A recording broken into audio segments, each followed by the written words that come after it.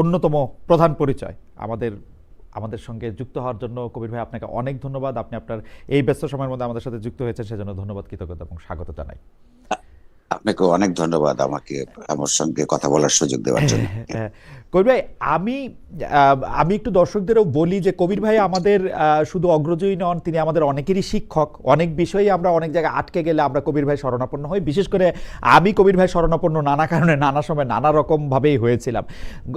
বিগত সরকার আমলে যেটা 15 বছর ব্যাপী ছিল, সেই সময় সাংবাদিকরা বিভিন্ন ধরনের সমস্যার মধ্যে পড়েছেন, বিভিন্ন ধরনের হতাশার মধ্যেও পড়েছেন, ভয়ের মধ্যে পড়েছেন। আমি আমার ব্যক্তিগত অভিজ্ঞতার কথা বলি। আমি কবির ভাইকে গিয়ে বলছিলাম যে কবির ভাই, এটা কিরকম আমল যেখানে শেখ হাসিনাকে শুধু ভালো বলা হয় আর বাকি সবাই যেন খারাপ হইলেও তাদের কারো কোনো কষ্ট হয় না, শুধু শেখ হাসিনাকে খারাপ এরকম বলা যায় না। বলে যে না, শেখ হাসিনা ভালো, শুধু মন্ত্রী আমলা, সামরিক বা বেসামরিক কর্মকর্তারা তারা শুধু খারাপ, তারা শেখ করছে। একই ধরনের প্রবণতা আমরা এখনো দেখতে পাই কিনা কবির ভাই? যে আমরা বলতেছি যে না, স্বরাষ্ট্র উপদেষ্টা ব্যর্থ, উমুক ব্যর্থ, সরকারের ভিতরে সরকার, কিন্তু যেন ডক্টর মোহাম্মদ ইউনূস কিছুই জানেন না, অথবা ডক্টর মোহাম্মদ ইউনূসই আসলে সবচেয়ে ভালো। এটা কি আসলে সম্ভব?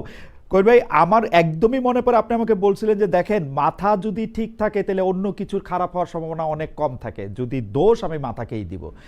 এখনকার পরিস্থিতিটা কি আলাদা একটু কবির ভাই? না, একদম না। হ্যাঁ, এখনো একই রকমের আছে, বাট রকমটার পরিবর্তন ঘটেছে।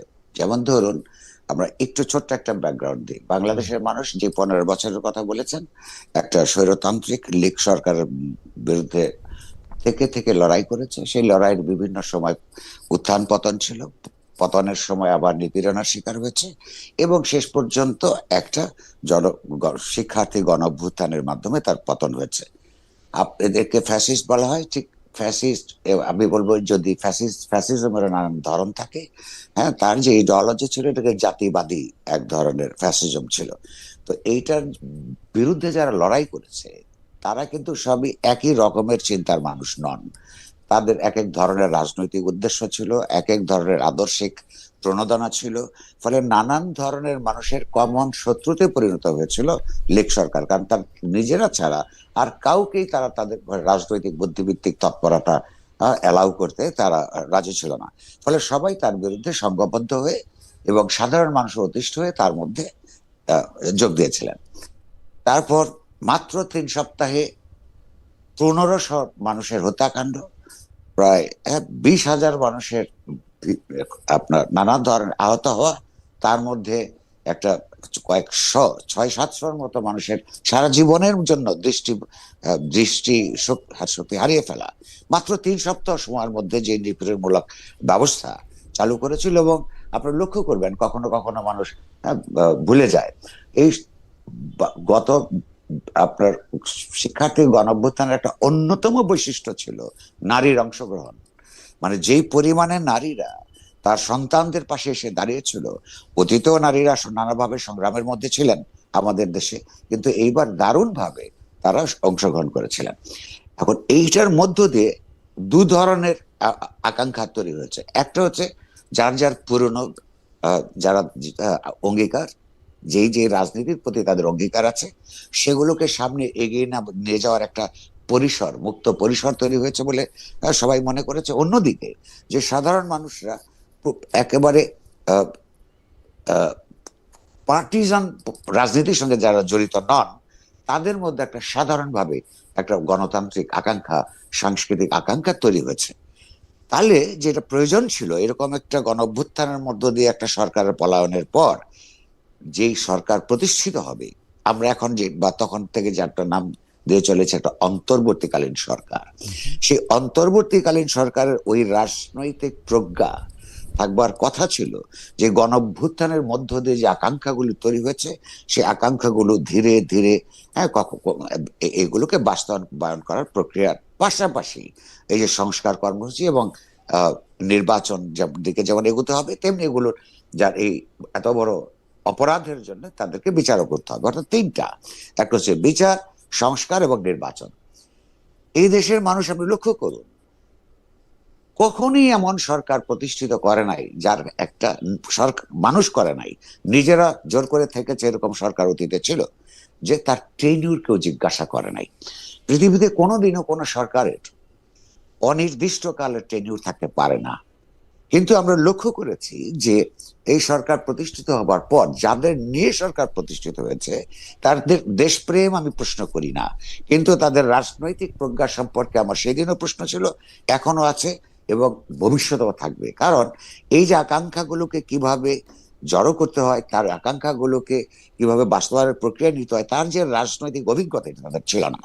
এটা অধ্যাপক ইউনূসেরও ছিল না এবং তার সঙ্গে যারা সহকর্মী আছেন তাদেরও ছিল না, অধিকাংশেরই। কারো কারো কাউকে কথা বাদ দিলে ছাত্র রাজনীতিতে যাদের এক ধরনের হাত পাকিয়েছিলেন তারা ছাড়া এই ছোট ছোট ছোট বড় নানান এনজিওর মধ্যে থেকে যারা দেশের সংস্কার সাধনের মধ্য দিয়ে কাজ করতে চেয়েছেন, তারা একটা গোটা রাষ্ট্রযন্ত্রের ব্যবহার রাজনৈতিকভাবে কিভাবে করতে হয় তার উপলব্ধি আছে বলে আমার মনে হয় না। ফলে আজকে যে সমস্ত ফেইলিউর গুলি দেখছেন, মূলত তাদের যে রাজনৈতিক অভিজ্ঞতাহীনতা, তাদের যে রাজনৈতিক অঙ্গীকার, তার যে রাজনৈতিক দিক দর্শনের প্রয়োজনীয়তা পড়ে।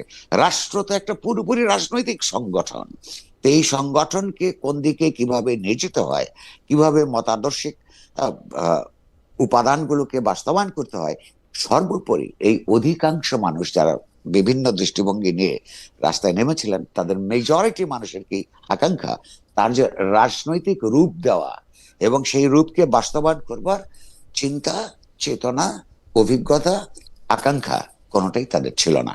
তারা এক ধরনের লুজ টাইপের, যে তরল, তাদের দেশের জন্য ভালোবাসা আছে আমি এখনো বিশ্বাস করি। আবার ক্ষমতাকে পেলে ক্ষমতাকে যে সুষ্ঠুভাবে ব্যবহার করতে হয়, এইটা যতক্ষণ না আপনি কাউকে ক্ষমতা দিচ্ছেন ততক্ষণ পর্যন্ত তার পরীক্ষাটা হয় না।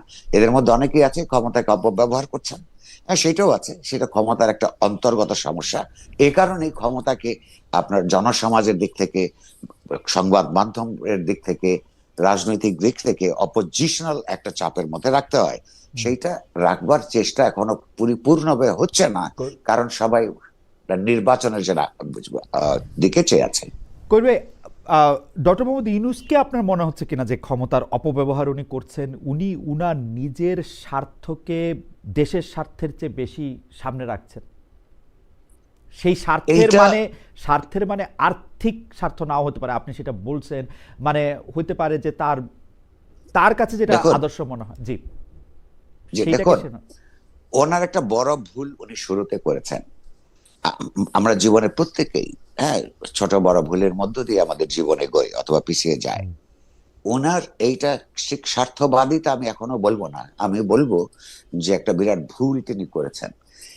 এই যে ক্ষমতায় আসবার প্রায় সঙ্গে সঙ্গে গ্রামীণ সংক্রান্ত যতগুলো প্রতিষ্ঠানের পক্ষে উনি যে তার সমস্যার সমাধানের ক্ষেত্রে যে তড়িৎ বেগে কাজগুলি করেছেন, এইটা উনি ঠিক করেননি। কারণ হচ্ছে আপনি যখন অনেকের দায়িত্ব নেন এবং সমাজে যখন অনেক মানুষ ক্ষতিগ্রস্ত থাকে, আপনি সবার দায়িত্বটা শেষ করে নিজের দায়িত্ব গ্রহণ করা হচ্ছে যে কোনো মহৎ আদর্শের আপনার দাবি। তো উনি তার এই সমস্যাগুলো সমাধান করবার আগে তার আরো অনেকের সমস্যা, অনেক কোম্পানির সমস্যা, এগুলো সমাধানের দিকে যেতে পারতেন, কিন্তু এই তাড়াহুড়াটা তিনি করেছেন। আমার ধারণা যে এইটার জন্য তার সারা জীবন তাকে করে করে খাবে। উনি এখন ইতিমধ্যেই উনি বোঝান কিনা আমি জানি না, এইটা তিনি করেছেন। কিন্তু তার মূল সমস্যাই হচ্ছে তার সরকারের ঠিক রাজনৈতিক দিগদর্শন না থাকা। তার একটা নন পলিটিক্যাল মাইন্ডস, তাদের নিয়ে সরকার গঠন করা এমন একটা সময় যখন বাংলাদেশে রাষ্ট্র ক্ষমতায় থাকা উচিত ছিল সব রাজনৈতিক ভাবে সবচেয়ে সংবেদনশীল, সবচেয়ে রাজনীতি সচেতন, ইতিহাস সচেতন যে সংগঠনটা হওয়া উচিত ছিল সরকার হিসেবে, সেটা হয় নাই। তারই দুর্ভোগ আমাদেরকে পোহাতে হচ্ছে। রাজনৈতিক দিগদর্শন না থাকা, সরকারের ভিতরে সরকার, এই প্রসঙ্গগুলি নিয়ে আমরা আরেকটু ইলাবোরেট ভাবে আপনার কাছে আসবো, তবে কতগুলি প্রসঙ্গের খুব দ্রুত একটু অবতারণা করতে চাই, তারপর আবার আমরা ওই মধ্যে আসবো। কবির ভাই, আমরা দেখেছি যে ডেইলি স্টার প্রথম আলো আক্রান্ত হওয়ার পর বা ডেইলি স্টার প্রথম আলোর উপর আক্রমণ হওয়ার পর বলা হচ্ছে যে এখন তো আসলে মত প্রকাশের স্বাধীনতা দূরে থাক, বেঁচে থাকাই মুশকিল হয়ে গেছে। আমাদের প্রশ্ন এখানে দুইটা, ডেইলি স্টার প্রথম আলো প্রথম সংবাদ মাধ্যম কিনা যারা আক্রান্ত হলেন, এবং আমি যদি ধরে নিই যে ডেইলি স্টার এবং প্রথম আলো আক্রান্ত না হইল, ওই দিন আক্রান্ত না হইতো, কিন্তু একজন হিন্দু লোককে পুরায় মারা হইতো, খুলনায় একজন সাংবাদিককে গুলি করে হত্যা করা হইতো, তাহলে একই কথা ডেইলি স্টার সম্পাদক জনাব মাহফুজ আনাম মঈদিন বলতেন কিনা যে আমাদের আসলে মত প্রকাশ স্বাধীনতা দূরে থাক, বেঁচে থাকার স্বাধীনতাও নাই। মানে যে দুইটা পত্রিকা আমাদেরকে সবচেয়ে বেশি মানুষ পড়তেছে বলে দাবি করতেছে বা আমাদেরকে লিড করতেছে, তাদের সম্পাদকরা শুধু নিজেরা আক্রান্ত হওয়ার পরেই কি বুঝতে পারলেন যে দেশে আসলে মত প্রকাশের স্বাধীনতা নাই, বা এই প্রথম সংবাদ মাধ্যম আক্রান্ত হইল? এটা কিরকম? একটা হচ্ছে যে তাদের পর যে আক্রমণটা হয়েছে, তারা খুব সেই সময় বিহ্বল হয়ে পড়ছিলেন।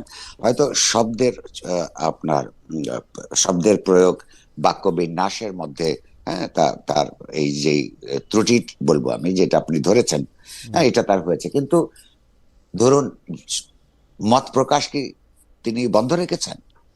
তারপরের দিনই তো আনবাউড বলে উনি পত্রিকা বের করেছেন।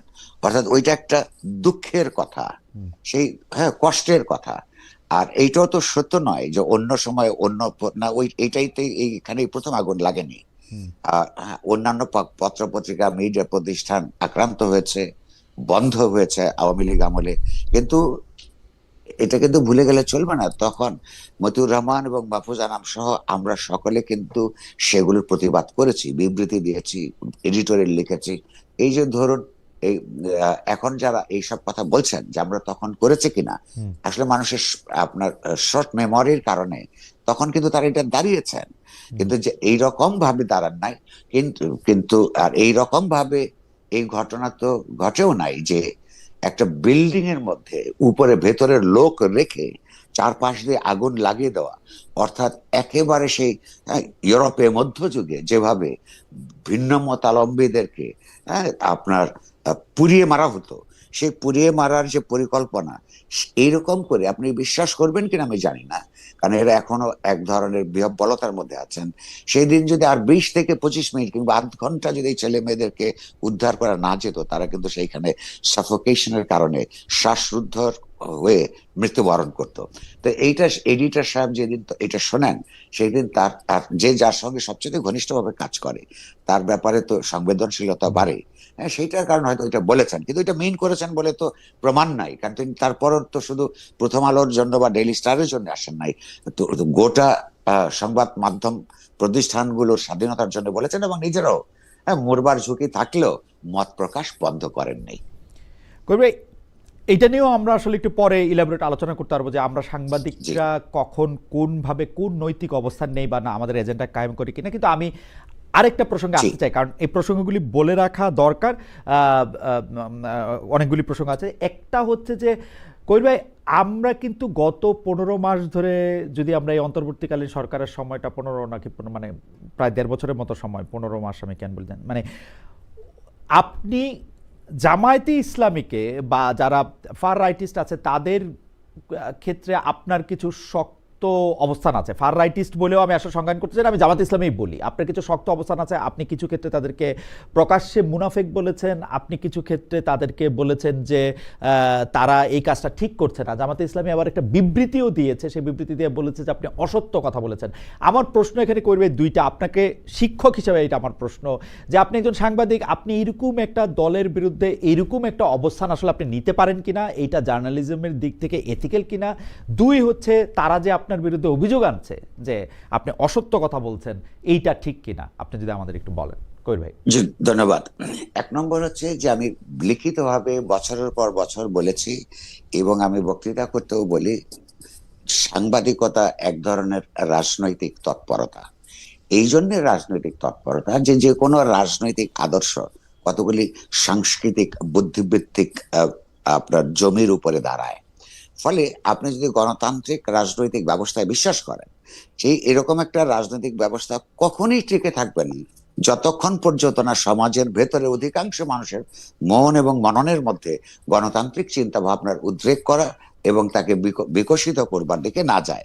ফলে আমি যেহেতু এই দেশে প্রতিটা নাগরিকের সৃষ্টিশীল গণতান্ত্রিক উত্থান চাই, কারণ মানুষের অসাধারণ পোটেনশিয়াল আছে দারুণভাবে বিকশিত হবার, সেইটা নিশ্চিত করবার জন্য রাষ্ট্র ব্যবস্থা যেহেতু জগতে আছে, গণতান্ত্রিক রাষ্ট্র কাঠামো প্রয়োজন পড়ে। সেইটা গণতান্ত্রিক রাষ্ট্র কাঠামোর দায় যখন হয় অধিকাংশ মানুষের সমস্যার সমাধান প্রথমেই করা, আস্তে আস্তে গোটা সমাজের গণতান্ত্রিক রূপান্তর নিশ্চিত করা, সমাজে ন্যায় বিচার প্রতিষ্ঠা করা, সমাজের বৈষম্য দূর করা। এই রাজনৈতিক, এগুলি সবই রাজনৈতিক ব্যাপার। এই রাজনৈতিক মতগুলিকে সমাজে প্রতিষ্ঠা করতে না পারলে আপনার রাজনৈতিকভাবে গণতান্ত্রিক রাষ্ট্র প্রতিষ্ঠিত হয় না। ফলে এই ধরনের চিন্তার বিরুদ্ধে যারা আছে তাদের যে রাজনীতি, সেটাকে সমালোচনা করা ছাড়া আপনি একটা বুদ্ধিবৃত্তিক তৎপরতা পরিচালনা করা যায় না। এই কারণেই রাজনৈতিক সাংবাদিকতা মানে আসলে প্রত্যেকটা সংবাদপত্রে এক একটা করে এডিটোরিয়াল পলিসি আছে। প্রায় সবাই যে সেই পলিসিগুলি তো আসলে রাজনৈতিক, বুদ্ধিবৃত্তিক তো একটা তৎপরতা, একটা রাজনৈতিক তৎপরতা। সাংবাদিকতা একটা বুদ্ধিবৃত্তিক তৎপরতা, বা সেটা দুই ভাবে দেখা। একটা হচ্ছে যে মানুষকে আপনি তথ্য দিবেন, আপনি যখন তথ্য দিবেন তখন কোন অবস্থাতেই আপনি অসত্য কথা বলতে পারবেন না, এটাই সাংবাদিকতার নিয়ম থাকা উচিত। আর সেই তথ্যটা যখন আপনি বিশ্লেষণ করবেন, সেইটার প্রত্যেকেই আসলে আপন আপন রাজনৈতিক দর্শনের দিক থেকেই বিশ্লেষণ করে। আমিও তাই করি। জামায়াতের ব্যাপারে আপনি বলছেন না, যেমন আমি একটা লক্ষ্য করুন, পরিষ্কারভাবে আমার উপর সেই দিন যারা আক্রমণ করেছে সেখানে শিবিরের লোকেরা ছিল। আমাকে কিন্তু রাষ্ট্রের দিক থেকে প্রশ্ন করেছে, অনুরোধ করেছে একটা মামলা করবার। আমি কিন্তু মামলাটা করি নাই, কারণ হচ্ছে এটা আমি ব্যক্তিগতভাবে নেই না, এটা আবার পার্সোনাল ইস্যু না। আপনি লক্ষ্য করুন, আমি একটা সংগঠিত শক্তির অগণতান্ত্রিক তৎপরতার বিরুদ্ধে কথা বলবো, আমি তো অথচ লিখবো, অথচ আমি তো আশা করতে পারি না যে তারা ওইখানে গেলে আমাকে ফুলের মালা নিয়ে দাঁড়িয়ে থাকবে। আমার অসংখ্য বন্ধু শুভান অধ্যায় প্রশ্ন করেছে, আপনি একা ওখানে গেলেন কি করে? আমি আচ্ছা, বা গেলেন কেন? আরো তো ঘটনা ঘটতে পারতো, আমি এটা জেনেই গেছি। আমার মনে হয়েছে ওইখানে আমার যাওয়া কর্তব্য। এই কর্তব্য বোধের মধ্যে যদি ভুল থাকে, আপনি যদি সেইটাকে বলেন এটা ভুল ছিল, সেটা একটা আলাদা বিতর্ক, আমি তো আপনার সঙ্গে তর্ক করতে রাজি আছি। কিন্তু ওইখানে আমার উপর যে তারা আক্রমণ করেছে, তো সেইটা তো অত্যন্ত স্বাভাবিক। তবে এর মধ্যে দুঃখজনক যেটা হইলো, এই যে এখানে আরেকটা, এই যে জামায়াতের মুনাফিকের কথা বলছেন, তারা, আমি ওইখানে গেছি, তাদের রাজনৈতিক ভাবে তাদেরকে বিরোধিতা করি, ব্যক্তিগতভাবে তাদের সঙ্গে আবার কোনো বিরোধ নাই। তারা সেই কথা বলে আমাকে আক্রমণ করবার সৎসাহস দেখাতে পারে নাই। তারা আমাকে আওয়ামী লীগ বলে আখ্যায়িত করে তারপরে আক্রমণ করেছে। এই যে আরেকটা মুনাফিকি, তারা কিন্তু আমাকে আক্রমণ করছে কারণ আমরা এখানে একটা সেকুলার ডেমোক্রেটিক রাজনৈতিক ব্যবস্থা আমরা চাই। আর এর চাইতে যারা বড় কুতুব, সেকুলারিজমের কি কি সমস্যা আছে সেগুলি নিয়ে আলাপ করে, সেই আলোচনায় আমরা বিতর্কে অংশগ্রহণ করতে রাজি আছি। সেটা হচ্ছে একটা একাডেমিক বিতর্ক। ধরুন যে ফরাসি সমাজে যখন 1789 সালের বিপ্লবের সময় সেকুলারিজমের কথা বলা হয়েছিল, তার একটা রাজনৈতিক প্রেক্ষাপট আছে। আজকে আপনি বলতে পারেন সেটা তো আপনার বাস্তবায়িত হয় নাই, তাহলে সেকুলারিজমের পুরো জিনিসটাই তো অবাস্তবায়নযোগ্য করে তুলেছে। একটা কথা হচ্ছে, মানুষ কিন্তু সংগ্রাম করে, লড়াই করে, আপাতত যেটা অবাস্তবায়নযোগ্য মনে হয়, কাজটা যদি ভালো হয়, কথাটা যদি ভালো হয়, আদর্শটা যদি ভালো হয়, সেটা কোথায় কোথায় ফেল করেছে সেইটা, সেই কারণে আমি ওইটার প্রপাগেট করতে পারবো, এটা হতে পারে না। যদি যেই ব্যবস্থা বলে যে একটা সমাজের মধ্যে মুসলমান, হিন্দু, বৌদ্ধ, খ্রিস্টান, নারী, পুরুষ সবাই থাকবে, সবার সমান অধিকার থাকবে, প্রত্যেকের ধর্মীয় কর্মকাণ্ড করবার অধিকার থাকবে, এবং রাষ্ট্র সে ব্যাপার কোন একটা বিশেষ ধর্মকে, সেটা বাংলাদেশের ক্ষেত্রে হতে পারে ইসলাম, আর ভারতের ক্ষেত্রে হতে পারে হিন্দু, অর্থাৎ সংখ্যাগরিষ্ঠ যারা, তাদের পক্ষে রাষ্ট্রপাটকে সাজিয়ে আপনার ধর্মীয় ভাবে যারা সংখ্যালঘু তাদের উপর আপনি নিপীড়ন করবেন, অথবা তার চিন্তা চেতনাকে বিকশিত হতে দিবেন না, এটা তো খারাপ কাজ। তো সেকুলারিজম ইউরোপে ব্যর্থ হয়েছে বলে এটার নাম আপনি আরেকটা অন্য কিছু দিতে পারেন, সেটার জন্য আমি লড়াই করব, এটাই স্বাভাবিক। অসম্ভবের জন্য মানুষ লড়াই করে, আমাদেরও তাই কাজ। আর এখানে দ্বিতীয় পার্টের উত্তর হচ্ছে যে তারা আমাকে বলেছেন যে আমি 3টা অভিযোগ এনেছি তাদের ব্যাপারে। এক হচ্ছে তারা ঐতিহাসিকভাবে তারা মুনাফিকি করে, কারণ মুখে বলে একটা, কাজ করে আরেকটা। আরেকটা বলেছি, তারা ধর্মকে দারুণভাবে ব্যবহার করছে, হ্যাঁ, যেটা ইসলামকে ইসলামের যে অন্তর্গত শক্তি, ইসলামের মধ্যে যে গণতন্ত্র পরায়ণতার যেটুকু অংশই থাকুক, সবচেয়ে বড় কথা ইসলাম ধর্মের বিকশিত হয়েছে জনস্বার্থের প্রতি আর বিশ্বস্ত থেকে। অধিকাংশ নিপীড়িত মানুষের কথাই আছে যে জুলুমের বিরুদ্ধে, জালেমের বিরুদ্ধে মজলুমের পক্ষে লড়াই করে ইসলাম বিকশিত হয়েছে। তো এখন জামাত ইসলাম আর ইসলাম এক কিনা আমি বরাবর ব্যাখ্যা করি এটা এক নয়। এটা আমি আমার ব্যাখ্যা দিবার আগেই বলে রাখি, এই দেশেরই অসংখ্য আলেম আছেন যারা জামাত ইসলামকে হাত থেকে ইসলামকে রক্ষা করবার কথা বলে। তো আমার মতন একটা ছোট্ট প্রশ্ন যদি করে রাখি, যে বাংলাদেশের রাজনীতিতে ধর্মের ব্যবহার তো মোটামুটি ভাবে সবাই করে, মোটামুটি না মানে মানে অ্যাবসলিউটলি ধর্মরে ব্যবহার করেই বাংলাদেশের রাজনীতিটা চলে একদম। এবং যারাই করে সেটার বিরুদ্ধে আমরা, কারণ আর কিন্তু জামাত ইসলামী নামটা কি করেছে, ইসলামকে কিভাবে ব্যবহার করে, এই তিনটা। আর আরেকটা অভিযোগ আমি করেছি, 3 নাম্বারটা হচ্ছে যে তারা নির্বাচনটাকে পিছিয়ে দেবার চেষ্টা করছে। আচ্ছা, এখন আমি আপনাকে একটা একটা করে উত্তর দিচ্ছি। হ্যাঁ, এবং আমাকে বলেছে আমি মিথ্যাচার করেছি। এই যে তারা মিথ্যাচার করেছে তার প্রমাণ কি হিসাবে তারা বলেছে যে তারা ধর্মকে নির্বাচনের ক্ষেত্রে ব্যবহার করছে না। অথচ আপনি যদি সোশ্যাল মিডিয়া দেখেন, আমাদের যে রিপোর্টস আছে, হ্যাঁ, সেগুলিতে বিভিন্ন জায়গায় তারা বলে বেড়াচ্ছে যে বেহেশত দোজখের সঙ্গে জামায়াতকে ভোট দেওয়ার সম্পর্ক আছে। এটা জামায়াতের যে এইখানে মজাটা হচ্ছে যে এই ক্ষেত্রে তারা আবার বলতেছে ওইটা তার নিজস্ব মত। আচ্ছা, এটা বলছি, আমি আসছি সেই জায়গায়, এটা আরেকটা মোনাফেকি। হ্যাঁ, আচ্ছা আচ্ছা, এই জামায়াতের প্রার্থীর পক্ষে যারা কাজ করছে তাদের অনেকের বক্তব্য আপনি এখন সার্চ দিলে পাবেন। এআই দিয়ে কিছু কিছু হয়েছে, হ্যাঁ, সেটা সত্য, অনেকে বাড়িয়ে বলেছে, কিন্তু সত্য যেগুলো আছে পরীক্ষায় পাবেন। তার মধ্যে প্রতিদিন আপনি দেখতে পাবেন যে তারা তার এই ভোটটাকে বেশ ইসলামের সঙ্গে লাগিয়ে ফেলেছে। আপনি লক্ষ্য করুন, ঠিক এই কাজটাই পাকিস্তান আমলে মুসলিম লীগ এবং সামরিক শাসকরা বাংলাদেশের মানুষের যখন স্বায়ত্তশাসন আন্দোলন করত, তার অধিকারের জন্য আন্দোলন করত, সেইটাকেই তারা ইসলাম বিরোধী আন্দোলন হিসেবে, পাকিস্তান বিরোধী আন্দোলন মানে হচ্ছে ইসলাম বিরোধী আন্দোলন হিসেবে আমাদের এইখানকার আন্দোলন সংগ্রামকে দমন করবার চেষ্টা করেছে। এই কারণেই কিন্তু মানুষের যেমন একটা রাষ্ট্রের যখন বিরাট আপনার রাজনৈতিক ঐতিহাসিক অভিজ্ঞতার ভিত্তিতে যখন সংবিধান তৈরি করে, সেই সংবিধান সেগুলো আমাদের মতো করে হয় নাই, এবং যেভাবে হওয়া উচিত ছিল সেভাবে হয় নাই। সেটা আরেক বিতর্ক, আরেকদিন আমরা আগে করেওছি আমরা। কিন্তু এই পার্টিকুলার পার্টটা দেখুন, 23 বছর ধরে যখন একটা রাজনৈতিক গোষ্ঠী, একটা জনগোষ্ঠী দেখেছে যে ধর্মের নামে আমাদের গণতান্ত্রিক অধিকারকে তারা পাকিস্তানি শাসক শ্রেণী আপনার নষ্ট করতে চেয়েছে, সেই কারণেই সেকুলার রাজনীতির কথা বলা হচ্ছিল, যাতে আর কেউ ধর্মের নামে আপনার এই রাজনীতিটা করতে না পারে। তো এখন আপনি কথা ঠিক বলেছেন, প্রত্যেকেই, এই আওয়ামী লীগ বলুন, বিএনপি বলুন, হ্যাঁ, তারা প্রত্যেকেই ধর্মকে রাজনীতিতে ব্যবহার করেছে, কিন্তু সেইটা দিয়ে ধর্মের ক্ষতি হওয়া ছাড়া, হ্যাঁ, আপনার গণতান্ত্রিক রাজনীতির বিকাশের অন্তরায় হওয়া ছাড়া আর কোনো কাজ হয় নাই। দ্বিতীয়ত, আপনি আর জামাত যেটা করেছে, জামাতে ইসলাম এবং ইসলামকে তারা একাকার করে উপস্থাপন করছে, এইটা বাংলাদেশের গণতন্ত্রের বিকাশের জন্য এবং ইসলামের জন্য। ইসলাম তো আমি বলছি যে জালেমের বিরুদ্ধে, জুলুমের বিরুদ্ধে মজলুমের লড়াই হওয়ার কথা। আপনি বলুন, 1971 সালে এই দেশে যখন বাংলাদেশের স্বাধীনতা যুদ্ধ চলছে, এই জালেম কারা ছিল? পাকিস্তানিরা ছিল। সেই পাকিস্তানি শাসক সেনাবাহিনী ছিল। জামাত ইসলামী তাদের পক্ষে অবলম্বন করেছিল।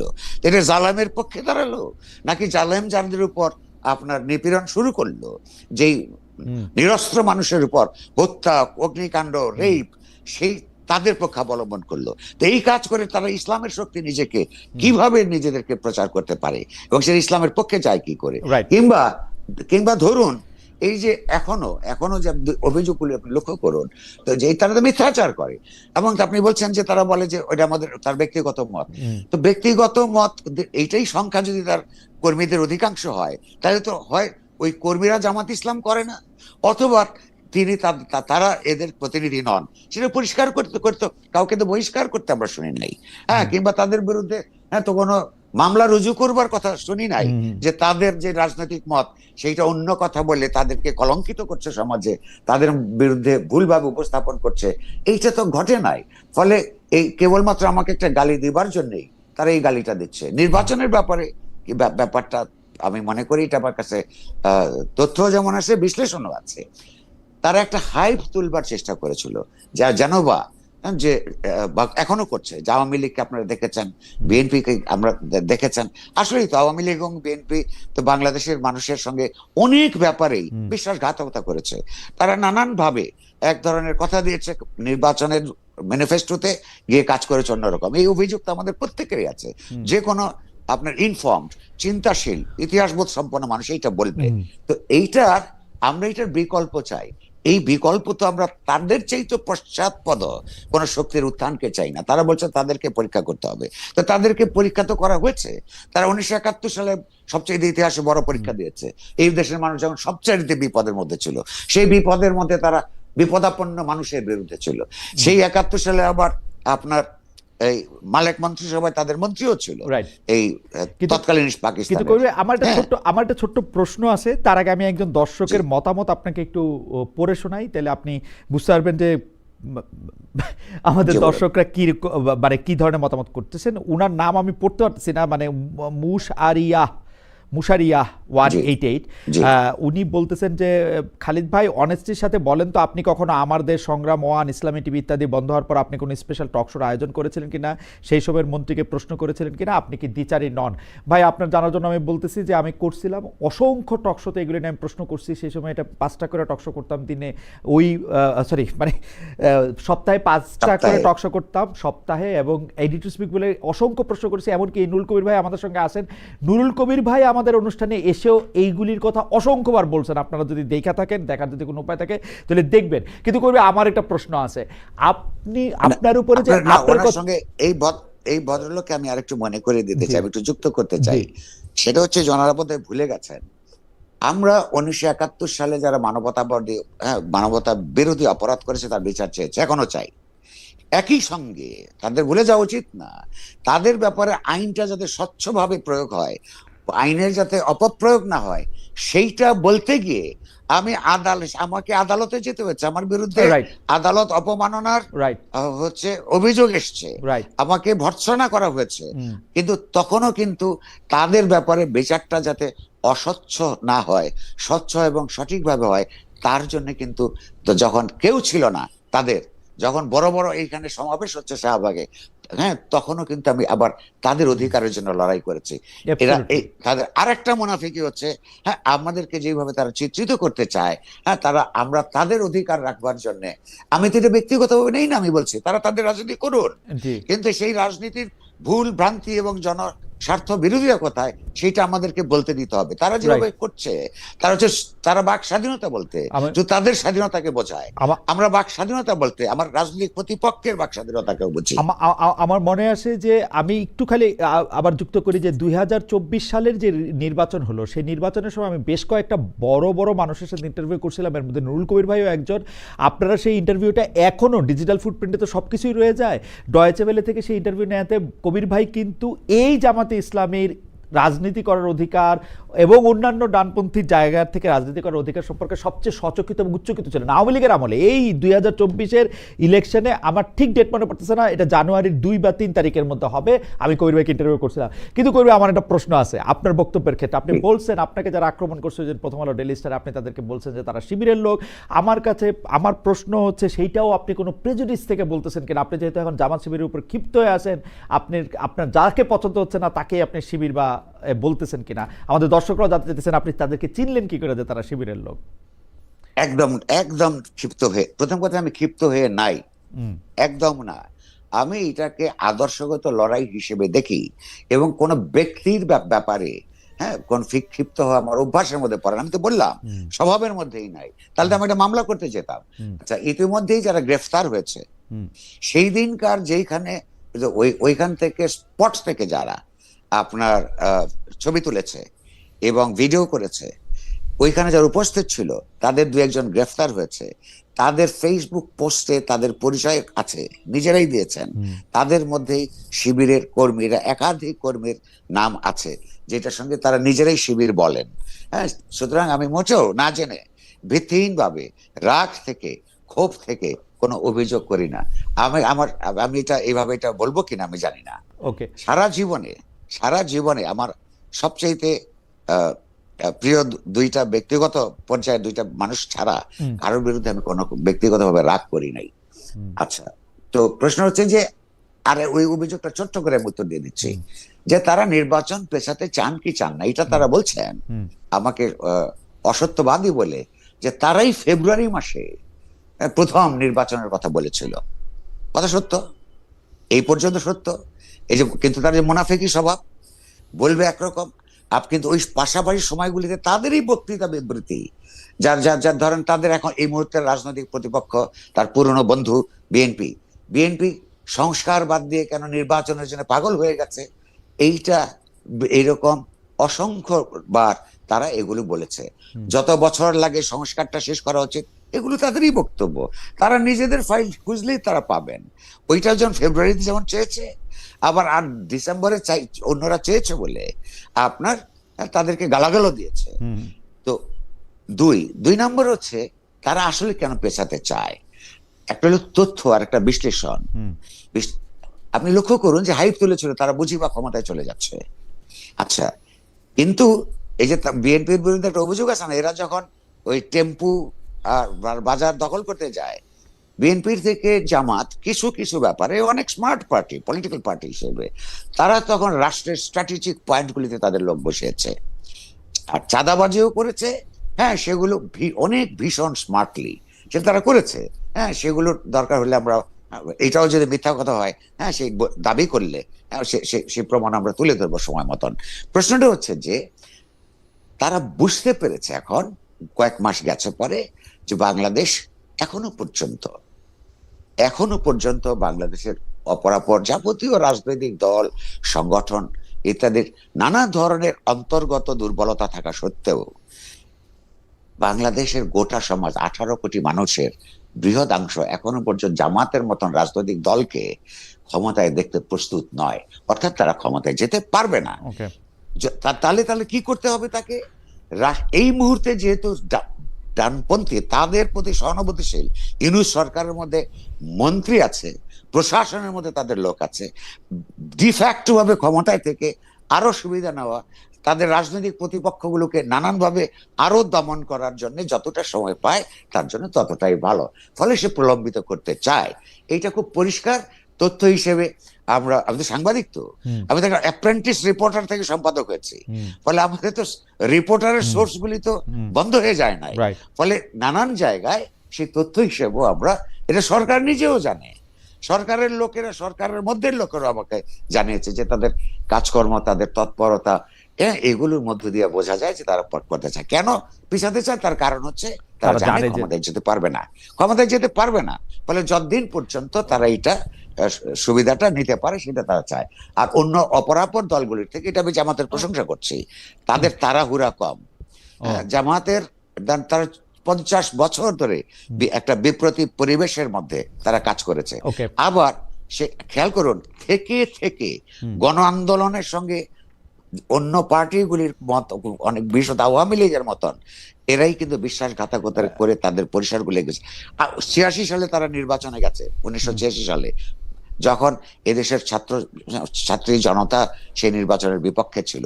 খেয়াল করুন, তারা তাদের সুবিধার বাইরে, হ্যাঁ, আপনার কখনই কাজ করার এই ব্যাপারে তারা স্মার্ট আছে। সেই স্মার্টনেস এর জন্য শেষ পর্যন্ত তারা লাভবান হবে কি ক্ষতিগ্রস্ত হবে সেটা ইতিহাস নির্ধারণ করবে।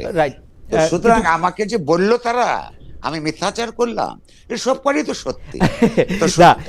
আপনার কথা সত্যি ধরে নিয়ে কইরে আমি আপনাকে একদম মানে এই প্রশ্নটা করতে চাই যে, ধরেন জামাত ক্ষমতায় যেতে পারবে না, এটা আপনি যেমন জানেন, ধরা যাক এটা যদি সত্য হয়, জামাতও জানে এবং জামাত যে বারবার ক্ষমতা পিছাতে চাইতেছে, নির্বাচন পিছাতে চাইতেছে, সেটাও একটা কারণ। আপনি তো যুক্তি বুদ্ধি দিয়েই আপনি এটা বিবেচনা করলেন। তাইলে এটা জামাতের জন্য সবচেয়ে ভালো হইতো না বিএনপির সাথে তার পুরনো বন্ধুত্বটাকে একটু জাগিয়ে তুলে আবারও, এবং আপনি তার প্রশ্ন করলেন যে তার তাড়াহুড়া নাই, বিএনপির সাথে পুরনো বন্ধুত্বটাকে জাগিয়ে তুলে বিএনপির সহযোগী শক্তি হিসেবে থেকে থেকে আরও শক্তি সঞ্চয় করা এবং ক্ষমতার কাঠামোতে অংশ নিয়ে আর নিজেদেরকে আরো শক্তিশালী করা, যেমনটা তারা 2001 সালে করছিল। এটা তাদের জন্য ঠিক কাজ হইতো না?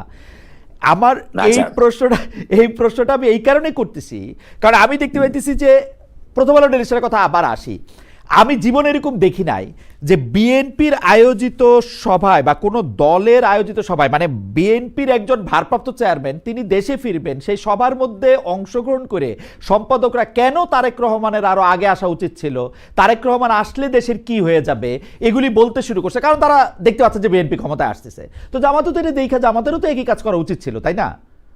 আচ্ছা দেখুন, এটা 2-3 ধরনের উত্তর আছে, তবে একটা কথা বলে রাখি, আপনি কিন্তু গড়ে বলেছেন সম্পাদক ওখানে গেছে, আমি কিন্তু ওখানে যাই না। আমার সেটা প্রশ্ন আছে, লেজ আছে যে আপনি জান নাই কেন, আপনাকে কি দাওয়াত দেয় নাই, নিমন্ত্রণ দেওয়া হয় নাই? না, আপনি ভদ্রতার সঙ্গে দাওয়াত দিয়েছে, সেটা আমি আপনাকে বলছি। আচ্ছা, জামাতের কি করা উচিত ছিল আপনি প্রশ্ন করেছেন, এটা আসলে জামাতেই ভালো বুঝবে। না, জামাতের যে দলের শেডো, মানে বিএনপির পিছনে পিছনে থাইকে জাতীয় পার্টি যেমন নিজেদের আখের গুছায় নিছিল, জামাতের মতো করে এটা করতে পারতো কিনা, যেহেতু যারা জানে যে তারা নির্বাচনে জিতবে না? আচ্ছা, জামাতের কিন্তু তার জন্মের পর থেকে এখন এই পর্যন্ত ইতিহাসের বড় বড় বাকগলিতে বড় বড় ভুল করবার রেকর্ড আছে। ওকে, আপনি লক্ষ্য করুন, বাংলাদেশে এই এলাকার মানুষ, বিশেষত পূর্ব বাংলার কৃষকরা যখন পাকিস্তানের জন্য আন্দোলন করে, পাকিস্তানের দাবি যখন সবচেয়ে জনগণের দাবি, পপুলার দাবি, জনপ্রিয় দাবি, জামাত ইসলামী তখন পাকিস্তানের বিরুদ্ধে ছিল। পাকিস্তান সৃষ্টি হওয়াটাকে জামায়াতের নেতা, তৎকালীন নেতা আপনার মৌলানা মওদুদি, এইটা পাকিস্তানে একটা বাজে বস্তু হিসেবে আপনার তৈরি হচ্ছে, এবং জিন্নাহকে গালাগাল দিতেন। দেখুন, অথচ জনগণ ছিল পাকিস্তানের পক্ষে। আবার সেই পাকিস্তান যখন এই দেশের এই অঞ্চলের মানুষই সেখান থেকে মুক্তির জন্য নিজেদের রাষ্ট্র তৈরি করবার জন্য স্বাধীনতার যুদ্ধ করে 71 সালে, আবারও সে একটা আপনার জনস্বার্থ বিরোধী, জনগণের বিরুদ্ধে সে অবস্থান গ্রহণ করে। এই যে আপনার 1986 সালের নির্বাচন, তারপর স্বাধীন বাংলাদেশে 86 যেমন আওয়ামী লীগের নেতারা এখনো বোঝে কিনা যে 90 সালে তারা যে নির্বাচনে জিতে নাই, তার একটা প্রধান কারণ রাস্তায় এক সন্ধ্যার সময় বলেছে আগামীকাল যারা জাতীয় বিমান, এই কথা বলে পরের দিনে নির্বাচনে চলে গেছে। ওই কথাগুলো 90 সালের ইলেকশন পর্যন্ত এই দেশের মানুষ মনে রেখেছিল, তারা পরাপর অন্যান্য কথা বাদ দিল। জামাত ইসলামও সেই রাস্তার জনগণের লড়াই বাদ দিয়ে ওখানে গেছে।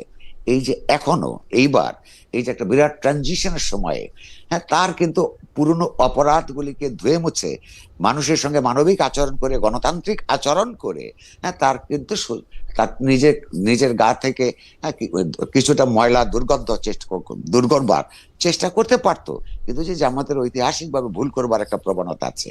ইতিমধ্যেই জামাত শিবির বাংলাদেশের বিভিন্ন জায়গায় যে সন্ত্রাস তৈরি করেছে, ইতিমধ্যেই যে সমস্ত অসত্য কথা তারা মানুষকে বলে চলেছে, ইতিমধ্যেই ধর্মকে যারা উৎকটভাবে ব্যবহার করছে, এগুলির মধ্য দিয়েই আপনি বরং তার ব্যাপারে মানুষ ওই যে আওয়ামী লীগ বিএনপির বদলে তাকে পরীক্ষা করবে কিনা, ইতিমধ্যেই সে ভর্তি পরীক্ষা দিয়ে ফেলছে। এই পরীক্ষার মধ্য দিয়ে মানুষ বুঝতে শুরু করেছে যে ক্ষমতায় যাবার আগেই যদি তাদের এই অবস্থা হয়, তাহলে ক্ষমতার যদি রাষ্ট্র ক্ষমতা হাতে বলে তারা কি করতে পারে। জামাত আবার ভুল করলো, এই ভুল তারা ক্রমাগত করেই চলবে। আমি আরেকটা প্রসঙ্গ এখানে আনছিলাম, এটাও যদি একটু ছোট করে বিএনপির কথা বলছেন। হ্যাঁ, তারেক সাহেবের আগমন নিয়ে সম্পাদক সাহেবরা, জি এটা একটু যদি বলতেন। ছোট্ট রেসপন্স আমি আসবো এটিতে। আপনার বিএনপির সঙ্গে তার বন্ধুত্বটা ঠিক বা আরো অগ্রসর হলো না কেন? দুটো কারণ। একটা হচ্ছে জামায়াত যেহেতু নিজেদের ব্যাপারে অতি কনফিডেন্ট হয়ে গেছিল, নিজেরাই পারবে বলে তাদের একটা ভুল ধারণা তৈরি হয়েছিল, সেটা যেমন ব্যাপার, তেমনি আপনার তার আবার পাশাপাশি তাদের সঙ্গে তারা যে এক ধরনের অ্যালায়েন্সে যেতে চায় না, এটা কিন্তু সত্য নয়। প্রথম দিকে তাদের কিন্তু সিট অ্যারেঞ্জমেন্টস এর প্রস্তাব, হ্যাঁ, জামাত এটা প্রকাশ্যে স্বীকার করে না, বাট আমি তথ্য হিসাবে জানি এই প্রস্তাব নিয়ে দুই পক্ষ আলাপ করেছে, এটার মধ্যে সমঝোতা হয় নাই। এটা হলো এক, চেষ্টা তারা করেছে। দুই, এবং সেটা লক্ষণ আমরা দেখতে পাই যে BNP জামাতের আমরা আমির এবং নায়েবে আমির লন্ডনে গিয়ে দেখা করে এসেছেন তারেক সাহেবের সঙ্গে, সেটাও আমরা দেখছি ওই সময়ের মধ্যে হয়তো এই তথ্য। হ্যাঁ, জি, আচ্ছা, এটা যেমন একটা। তো এই জামাত যেমন এই নানান অপরাধ করেছে, অথচ অপরাধগুলির জন্য সে ক্ষমা চায় না, বরং সেগুলোকে নানান ভাবে প্রলেপ দিয়ে আপনার ওইখান থেকে উদ্ধার পেতে চায়। বিএনপির কাছেও কিন্তু আমাদের সবার দাবি করা উচিত, আমি করেছি, যে এই যে জামায়াত যে তার এই আশ্রয় প্রশ্রয়ে, কখন আওয়ামী লীগের কিন্তু দীর্ঘতর সময় প্রায় 26-27 বছর তাকে যে প্রশ্রয় দিয়ে তাকে যে বিকশিত করবার প্রত্যক্ষ না হলেও অপ্রত্যক্ষ ভাবে পরোক্ষ অবদান রেখেছে, এখন তাকে গালাগাল দেয়, তার ওই ওই অতীত অন্যায় কিংবা ভুল তারা যেভাবে বলুক, সেইটার জন্য কিন্তু তার ক্ষমা চাওয়া উচিত। জামাতের শক্তি বৃদ্ধি তো হয়েছে, সত্য কথা, যে হ্যাঁ সেইটা যতটুকুই হোক না কেন, এই শক্তি বৃদ্ধির পিছনে জামায়াতের কথা বলছি, বিএনপির কিন্তু ভূমিকা আছে। বিএনপিরও উচিত যে হ্যাঁ তারা এই কাজটা অন্যায় করেছে, ভুল করেছে, হ্যাঁ সেইটা মানুষের কাছে স্বীকার করা, আর স্বীকার না করা পর্যন্ত আমি অনুরোধ করবো যে মানুষ যাতে তাদেরকেও ভোট না দেয়।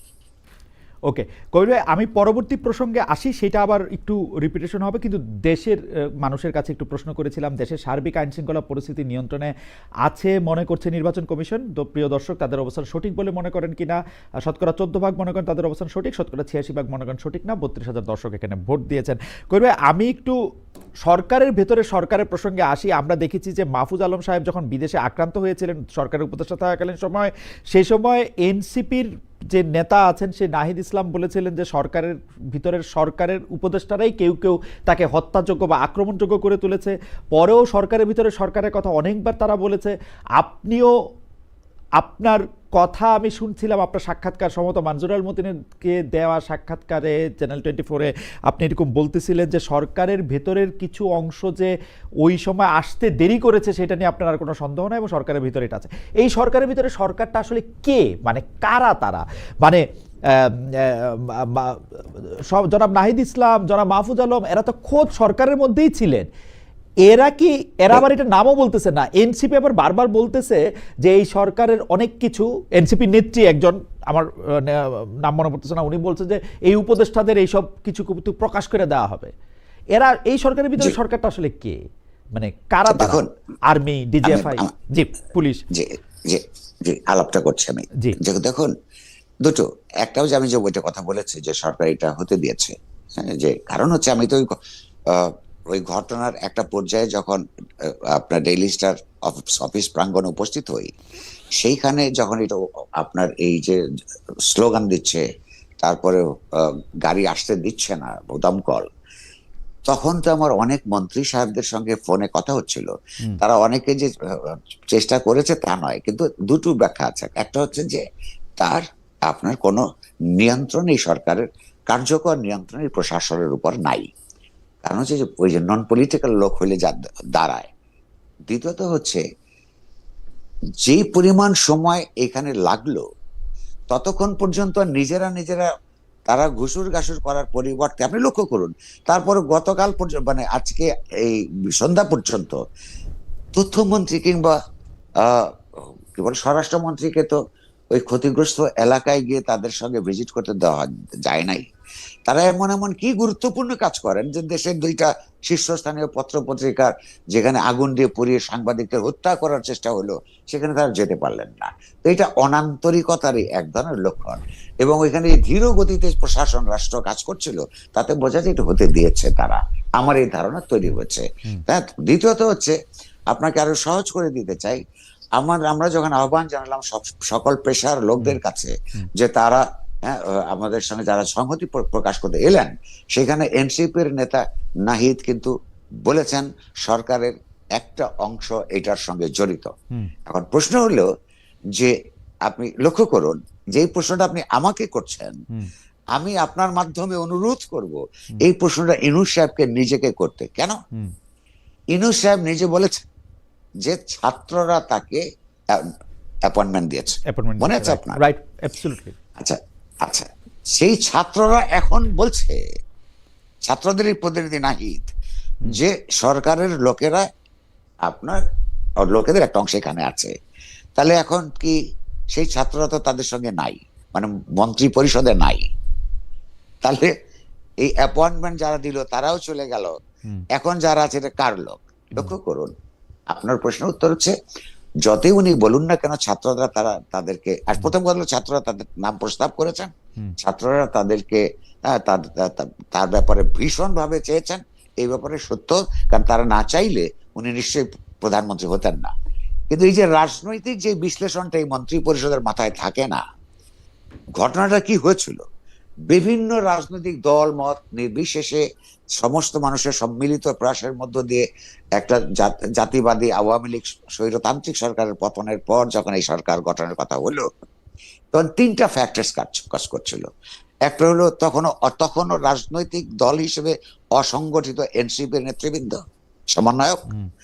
অন্যদিকে হচ্ছে তখনও পর্যন্ত বিরোধী দল হিসেবে বিএনপি, তারপরে বামপন্থী, ডানপন্থী, অপরাপর রাজনৈতিক দল, তারা সবাই একসাথে তার ব্যাপারে একটা অন্তর্বর্তীকালীন সরকার করার সিদ্ধান্ত নিয়েছিল। তারা যদি সেদিন তাকে না মানতেন তাহলেও কিন্তু হতো না, এবং এইটাকে ফ্যাসিলিটেট করেছিল সেনাবাহিনী শীর্ষ নেতৃত্ব। এই তিনটা যদি একসাথে না হতো তাহলে সেই দিন তার নেতৃত্বে এই সরকার প্রতিষ্ঠিত হতো না। এবং এটা নিয়ে যদি আরো গন্ডগোল হতো বা সময়ক্ষেপণ হতো, আমার অনুমান তখন একটা মিলিটারি টেক ওভার হতো, এবং ওই পরিস্থিতিতে মিলিটারি টেক ওভার হলে এইটা খুব বেশি মানুষ আশ্চর্য হতো না। তাহলে এই যে ইউনূস সাহেব, যে তার যে রাজনৈতিক ন্যায্যতা, তার সরকারের ক্ষমতায় থাকার যে রাজনৈতিক ন্যায্যতা তৈরি হচ্ছে এই সমস্ত আন্দোলনের শক্তিদের সমন্বিত সমর্থনের ভিত্তিতে, ফলে তাদের রাজনৈতিক কর্মকাণ্ডকে গড় করে তাকে যে একটা রাষ্ট্র পরিচালনার ক্ষেত্রে নীতিমালা প্রণয়ন করতে হতো, এবং তার রিফ্লেকশন যদি পড়তো, সবাই যদি সন্তুষ্ট থাকতো, তাহলে তো আজকে যে নিরাপত্তাহীনতা তৈরি হচ্ছে এটা হতো না। এখন তারপরে উনি সরকার গঠনের সময় আপনি লক্ষ্য করুন, তাদের অধিকাংশ হচ্ছে আওয়ামী লীগ আমলে উনি নিপীড়নের শিকার হয়েছেন। এই সরকারের অধিকাংশ হচ্ছে প্রতিদিন তিনি যখন আপনার কোর্টে হাজিরা দিতে যেতেন, তার সঙ্গে কিছু লোকজন থাকতো, আপনার মনে থাকবার কথা, সেই সঙ্গে থাকার লোকজন একটা বিরাট অংশ এখন মন্ত্রী পরিষদে। উনি নিজের লোক ভেবেছেন। এক, তিনি যেটা বোঝেন নাই যে অনেকেরই আলাদা রাজনীতি আছে, আবার জামাতের কোটায়, বিএনপির কোটায়, কিছু হইলো অন্য মধ্যপন্থীদের কোটায়, তো সেখানে লোকজন আছে। কিন্তু মুশকিল হইলো তার যে কোটার থেকে যারা যাকে পাঠিয়েছে তাদেরও রাজনৈতিক দৃষ্টিভঙ্গি পরিষ্কার নয়, ফলে একটা হযবরল অবস্থা তৈরি হয়েছে। এবং সবচেয়ে বড় কথা, এইটার সুযোগ নিচ্ছে যারা সবচেয়ে সংগঠিত শক্তি, অথচ ক্ষমতায় যাবে না বা যেতে পারবে না। মানে তাদের জন্য এটা একটা, যখন রাষ্ট্র যখন অ্যাসার্ট করে না নিজেকে, এই যে নিরাপত্তাহীনতা তৈরি হয়েছে, রাজনৈতিক অস্থিরতা, অর্থনৈতিক অস্থিতিশীলতা, ব্যবসা বাণিজ্যের একজনে যে প্রতিকূল পরিস্থিতি তৈরি হয়েছে, এই একটা নৈরাজ্যমূলক পরিস্থিতিতে শুধু তাদেরই লাভ হয় যারা দূরপ্রসারী চিন্তা আছে রাজনৈতিক ভাবে। আমার এখনো ক্ষমতার সময় হয় নাই, এই যে যতক্ষণ পর্যন্ত এমন অবস্থা আছে তার মধ্য দিয়ে যতটুকু আমরা তাদের রাজনীতিকে এগিয়ে নিতে পারি, সেটা করতে গিয়ে আমি বলবো তারা ভুল করছে। তারা যে সন্ত্রাসী তৎপরতা সারা দেশে চালাচ্ছে, বিশ্ববিদ্যালয় ক্যাম্পাসগুলোতে ছাত্র শিবিরের পুরনো আচার ব্যবহারের কারণে, কারণ ওরা যখন দুর্বল থাকে ভীষণ বিনয়ী থাকে, তারা সুন্দর করে কথা বলে, তো ওই পুরনো আচার ব্যবহার দেখে এই সাধারণ ছাত্রছাত্রীরা, তারা ছাত্রলীগের চাইতে কিংবা ছাত্র দলের চাইতে কিংবা অপরাপর সংগঠনগুলির চাইতে তাদেরকে ভালো মনে করেছে, ভোট দিয়েছে। আগামী 1 মাসের মধ্যেই যদি এই সমস্ত ক্যাম্পাস আবার ভোট হয়, আমি আপনাকে লিখে দিচ্ছি ছাত্র শিবির পাশ করবে না, কারণ ইতিমধ্যেই তাদের তৎপরতার ধরন থেকেই মানুষ ভয় পেয়ে গেছে। মানুষের ভয় প্রসঙ্গে একটু বলি, আমাদের একজন, ওনার নাম মোহাম্মদ মাঝখানে একটু পড়তে পারতেছি না, মজুমদার সব একসাথে লেখা। খালেদ ভাই আপনি ইদানিং ভয়ে ভয়ে কথা বলেন কেন? যাই হোক, আমার প্রসঙ্গ সেটা না। একজন মানে বেশ কয়েকজন দর্শক আমাদের এই প্রশ্ন করছেন যে বাংলা এডিশনের লাইসেন্স বাতিল নিয়ে আপনার অভিমত কি? বাংলা এডিশনটা আমি আপনাকে বলি, এটা আমেরিকাতে থাকা একজন সাংবাদিক জনাব ইলিয়াস হোসেনের ইয়াতে এটা চালু হয়। বাংলাদেশের একজন উপদেষ্টাও জনাব শারমিন মুর্শিদ, উনি সেখানে উপস্থিত ছিলেন সেটা উদ্বোধনী অনুষ্ঠানে, সেটা চালু হয়েছিল। সেটা এটা এনওসি নাকি বাতিল করা হয়েছে। এখন এনওসি বাতিল করা হয়েছে, আমি এটা বুঝতে পারি যে কারণটা হয়তো এই যে জনাব ইলিয়াস হোসেন এই ডক্টর মোহাম্মদ ইউনূসকে অনেক গালাগালি বকাবকি করছেন, কিন্তু ডক্টর মোহাম্মদ ইউনূসের ক্ষেত্রে উনি যেটা করছেন, তিনি তো আগেও এটা অনেকের ক্ষেত্রে করছেন। শুধু ডক্টর মোহাম্মদ ইউনূসকে গালি দিলেই কি একটা জিনিস বন্ধ হয়ে যায়? মানে এগুলি কি, মানে প্রত্যেকটা সময় মানে একটা তো হচ্ছে যে আপনি একটি স্ট্যান্ডার্ড রাখবেন যে এই করলে আপনি বাতিল করবেন বা চালু করবেন বা আপনি অনুমোদন দিবেন, আর হচ্ছে আপনাকে গালাগালি করলে, আপনাকে বকাবকি করলে আপনি এটা বন্ধ করে দিবেন, আর বাকি সবাইরই বকাবকি করা, সবাইরই ইয়া করা, এটা ঠিক আছে? এটা কিরকম? এটা নীতি হিসাবে অত্যন্ত, এটা হলো দ্বিচারিতা, নীতি হিসাবে খারাপ। কিন্তু আমি তো ঠিক, সরকার তো ঠিক কখনো বলে নাই যে ইউনূস সাহেবকে গালিগালাজ করবার জন্যই এটা বন্ধ করা হয়েছে কিনা। প্রথম কথা হচ্ছে কোন সংবাদ মাধ্যম প্রতিষ্ঠানকে বন্ধ করা উচিত না। মত প্রকাশের সমস্ত মাধ্যমগুলি ঠিক রাখা উচিত, সচল রাখা উচিত। গুরুত্বপূর্ণ যেটা সরকারের বা রাষ্ট্রের বা আন্তর্জাতিক ভাবে কতগুলি স্ট্যান্ডার্ড সেট করা আছে যে কোন ধরনের বক্তব্য দিয়ে যদি সমাজে কোনো সাংঘর্ষিক পরিস্থিতিকে উস্কে দেওয়ার কোনো ব্যাপার যদি থাকে, এবং যদি নৈরাজ্য তৈরি করবার ব্যাপার থাকে, সেটা নিউজকেও বন্ধ করে দিতে পারে। কথার কথা, মানে অর্থাৎ সরকার কি কারণে এইটা বন্ধ করেছে এটা পরিষ্কারভাবে বলা উচিত ছিল, কারণ সরকারেরই মন্ত্রী সেটা উদ্বোধন করেছে। আর তাহলে কি যেই মন্ত্রী উদ্বোধন করেছে তাকে কি ইউনূস সাহেব ডেকে নিয়ে জিজ্ঞাসা করেছেন কিনা যে আপনি এটা করলেন কেন? অথবা ওই মন্ত্রী ইউনূস সাহেবকে গিয়ে জিজ্ঞেস করেছেন কিনা, বা স্বরাষ্ট্রমন্ত্রীকে যে আমি যে এটা উদ্বোধন করে আসলাম আপনি সেটা বন্ধ করলেন কেন? লক্ষ্য করুন, অসঙ্গতির কোনো শেষ নাই। আমি মনে করি যে ওইটা বন্ধ করা ঠিক হয় নাই। শুনুন, এই যে জামাত ইসলামে যে আজকে একটা বা অন্যান্য দক্ষিণপন্থী দলগুলি যে বাড়াবাড়ি জায়গায় চলে গেছে, এইটা তারা অনেক কথা বলতেছে বলে মানুষ বুঝতে পারছে। মানুষের বিবেক বিবেচনা এবং সিদ্ধান্ত নেবার ক্ষমতা সম্পর্কে কারোর ভুল করা উচিত না। কেমন কারণ হচ্ছে যে মানুষ ঠিক বুঝতে পারে যে কেউ যদি গালাগাল দিচ্ছে দিক না, হ্যাঁ খুব গায়ে লাগে, আর এটা সত্য। হ্যাঁ, কিন্তু সেটা ধৈর্য থাকতে হবে আপনার। আপনাকে যিনি গালাগাল দিচ্ছে তার বক্তব্য আপনাকে ভদ্রভাবে যদি আপনি আপনার রিফিউট করতে পারেন, হ্যাঁ তর্ক করে শেষ পর্যন্ত আপনি আপনার কি বলে যে আপনি জিতবেন, অন্যরা হেরে যাবে। আর আরেকটা কথা হচ্ছে গালাগাল তো দিবে, আপনি যে প্রশ্ন করছিলেন একটা, হ্যাঁ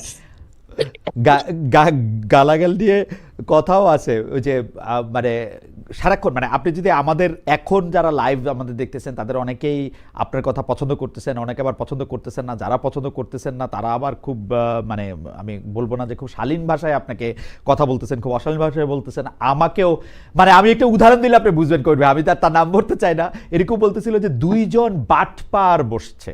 এখন আমি পর্যন্ত ঠিক আছে, কিন্তু আপনাকে বলা এটা আমারও এই যে গায়ে লাগে আর কি, যেটাকে আপনি গায়ে লাগা বলতেছেন। তার আগে যে আমি কমেন্টটা পড়লাম, আপনি ইদানিং ভয়ে ভয়ে কথা বলেন, দেখেন কমেন্ট আসে এরকম। ওনার নাম হাসনাত কিরণ 3719, তিনি বলছেন খালেদ এখন যে কমেন্ট পড়লেন সেটা যে আপনারই বট বাহিনীর করা কমেন্ট সেটা সহজেই বোঝা গেল। আপনি বলতেছিলেন যে মানুষ নাকি বোঝে, মানুষ তো সহজে নানা রকম কিছু বোঝে দেখি, মানে আমার বট বাহিনী দিয়ে আমার বিরুদ্ধে আমি কমেন্ট করতেছি বা পক্ষে কমেন্ট না, প্রতিটা কিছু কিছু সময় লাগে। ধরুন আমার তো সন্তান সন্ততি আছে, মা বাবা ছিলেন, আমি খালি আমার মা মারা গেছেন এটার জন্য এখন আমি কৃতজ্ঞ। মানুষের মা মারা গেলে কেউ কৃতজ্ঞ হতে পারে? মানে আচ্ছা, কেন আমার এই বৃদ্ধা মাকে জামাতের এই বটবাহিনী যে অশ্লীল ভাষায় এই বৃদ্ধা মাকে কত মানুষ কতবার যে বিছানায় নিয়েছে, আমি সৌভাগ্য আমার মার চোখে এটা দেখতে হয় নাই। তার সব কয়টা সন্তান ওই আমার, হ্যাঁ, কোনো মানুষের বিরুদ্ধে কোনো কিছু করে না, মানুষের কল্যাণের জন্য চেষ্টা করে, তিনি নিজে এটা করেছেন। আর তাকে আজকে আমার রাজনৈতিক দার্শনিক সাংস্কৃতিক অবস্থানের কারণে যেই গালিগালাজ তারা দিচ্ছে, এটা আপনার শুনতে হচ্ছে। এখন মা আমাকে জিজ্ঞেস করলে আমি বলতাম। হ্যাঁ, উনি এটা জিজ্ঞেস করেন নাই, কারণ তিনি জানেন ছেলেটা একটু লড়াকু টাইপ ছোটবেলা থেকে। তিনি আচ্ছা, আমার উত্তরটা খুব সোজা। বন্ধু বান্ধব জিজ্ঞেস করে, এই যে মানুষ তোমার একটা বিরাট অংশ মানুষ ঘৃণা করে, তা আমি জিজ্ঞেস করি বেশি সংখ্যক না কম সংখ্যক, ভালোবাসে কত কত সংখ্যক না, বলছে সেটা অনেক সংখ্যক। আপনি একটা সমাজের মধ্যে ভেস্টেড ইন্টারেস্টের বিরুদ্ধে কথা বলবেন, এক সংগঠিত নৃশংস শক্তির বিরুদ্ধে কথা বলবেন, একটা বৈষম্য যুক্ত একটা সমাজের মধ্যে বৈষম্যের প্রতিষ্ঠাহীনতা জন্য, সাম্যের জন্য লড়াই করবেন, তাহলে আপনার শত্রু তৈরি হবে না। পাওয়ারফুল মহলে আপনি বুদ্ধিবৃত্তিক রাজনৈতিক তৎপরতায় থাকবেন, অথচ আপনি কিছু শত্রু সৃষ্টি করতে যদি আপনি না পারেন, অর্থাৎ আপনার কথা লেখা এগুলিতে কোনো রকমের সমাজে প্রতিক্রিয়া হয় না, তা সেই জীবন তো আপনার তাৎপর্যহীন। না অর্থাৎ না কবির ভাই, আপনাকে কবির ভাই আপনি আপনাকে আমাদের আচ্ছা শেষ করেন আমি মিত্র বলি। সমাবেশ যেমন ঘটাতে হবে, তেমনি সমাজের যারা ইতিবাচক বিকাশের বিরুদ্ধে যারা থাকে তাদের শত্রু, তাদেরকে আপনি ওই জায়গায় যেতে হবে তারা আপনাকে শত্রু হিসেবে মনে করে, বা সেই শত্রুতা মোকাবেলা করার জন্য আপনার মিত্র শক্তির সমাবেশ থাকাটাও গুরুত্বপূর্ণ। না কিন্তু কবির ভাই, আপনার আমি আবারও বলছি যে দর্শকদের মানে কাছে বলি যে আমি তো অনেক সময় কবির ভাইয়ের কাছে গেছি ক্যামেরার বাইরে বা ক্যামেরার সামনে, রেকর্ডের বাইরে বা রেকর্ডের সামনে। কবির ভাই ওই সময় তো এইটা মোকাবেলা করার জন্য 15 বছর যখন গত সরকার ক্ষমতায় ছিল, আপনি তো আমাকে একটা টোটকা দিছিলেন যে আপনি খালি আপনার যে ব্যাংক স্টেটমেন্ট, যে আয়কর টাকা পয়সা, ওই জায়গাটা আপনি ঠিক রাখবেন, তারপর আপনি যা খুশি তাই বলেন, যা খুশি তাই আপনি মানে সাংবাদিকতার এথিক্সের মধ্যে থাইকা সেটা আপনি করেন, আপনার কোনো ভয় পাওয়ার কারণ নাই। কিন্তু এখন তো আর মানে সেইটা আমি মাইনে চললাম, কিন্তু এই যে শত্রু বা এই যে গালাগালি, এইটারে কি কোন স্টেটমেন্ট ক্লিয়ার রাখা মোকাবেলা করবে? এইবার একটা টোটকা দেন। এই কারণে আমি আসছি। অর্থাৎ আপনার বিরুদ্ধে যখন আপনার সত্য কথনের জন্য যদি রাষ্ট্র নিজে নিপীড়নমূলক কাজ করে, তো রাষ্ট্র কখনোই এই পর্যন্ত হিটলার থেকে শেখ হাসিনা পর্যন্ত কেউ কখনো বলে নাই যে আমার সমালোচনা করে বলে তাকে আমি গ্রেফতার করেছি অথবা তাকে ভোগাচ্ছি। ওরা নানান ধরনের ফাঁকফোকর খোঁজে। ফাঁকফোকরের মধ্যে যারা আর্থিক জীবনটার মধ্যে যাদের কোনো ভেজাল আছে, ওই ফাঁক দিয়ে ঢুকে তাকে ধরে নিয়ে নেয়, যে দুর্নীতির অপরাধে তাদেরকে ধরে নিয়ে যায়।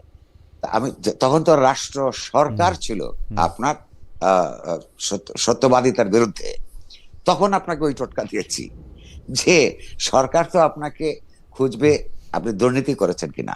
আপনি যদি উচিত কথা সমাজে বলতে চান, দুর্নীতির বাইরে থাকতে হবে, সেই ক্ষেত্রে আপনার জীবনে কষ্ট হবে, খাতা পরিষ্কার।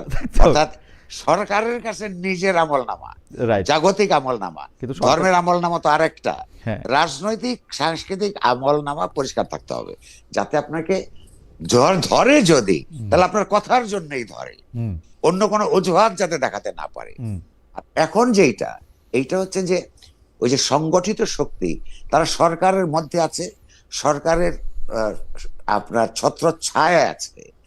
হ্যাঁ, সে কারণে এই যেমন আইনের ল এনফোর্সমেন্ট নাই, এই যে আমার বিরুদ্ধে বলে দিল একটা কথা, ধরেন এইটা যে সরকার তো করছে না, অ্যাপারেন্টলি করছে সমাজে রাজনৈতিকভাবে সংগঠিত কতগুলো আপনার সহিংসতাবাদী নৈরাজ্যবাদী গোষ্ঠী। আচ্ছা, এখন এটার জন্য কি আমি খুব ওই কথাটা আবার খুব সরলভাবে নিলে অসুবিধা আছে, যে শত্রু সমাজে তৈরি করতেই হবে। শত্রু আপনার হয়ে যাবে, এদের একটা অংশ না বুঝে, ধরেন আমাদের সম্পর্কে জানে না, আমাদের কাজকর্ম সম্পর্কে ধারণা নাই, ফলে জামাত ইসলামী বা অপরাপর ডানপন্থীরা তাদেরকে যা বোঝায়, বা অপরাপর অগণতান্ত্রিক রাজনৈতিক শক্তি দ্বারা বোঝায়, সে কারণে করে। এই লড়াইটা দীর্ঘস্থায়ী, এই লড়াইটার কষ্ট আপনাকে করতে হবে। এটা কোনো নতুন না, সারা পৃথিবীতেই কিছু মানুষকে তার নিজস্ব চিন্তার পক্ষে দাঁড়াতে হয়েছে।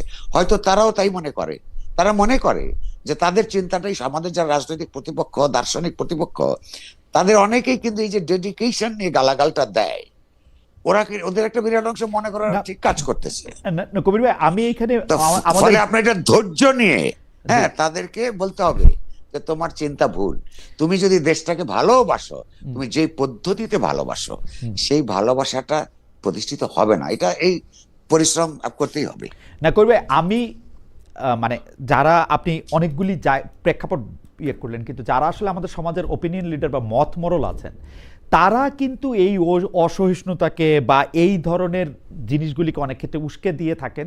এই প্রসঙ্গে আমি আসতে চাই, আসবো, কিন্তু আমাদের দর্শকরা অনেকে এই প্রশ্ন করেছেন যে আজকেও আমরা দেখলাম যে একজন সাংবাদিক, তার নাম হচ্ছে নাজনীন আক্তার, তিনি নাজনীন মুন্নি, তিনি বলছেন নাজনীন মুন্নিকে বাদ দিন, না হলে প্রথম আলো ডেইলি স্টারের মতো আগুন লাগিয়ে দিব, এটা বলে তিনি ফেসবুক স্ট্যাটাস দিয়েছেন। অনেকে বলছেন আনিস আলমগীরকে গ্রেফতার করা হয়েছে, অনেকে বলছেন যে আব্দুল নূর তুষার এবং জনাব মাসুদ কামাল তারা যেহেতু অনেক কথা বলেন সেই জন্য তাদেরকেও আসলে পরবর্তী আক্রমণের শিকার হতে পারে।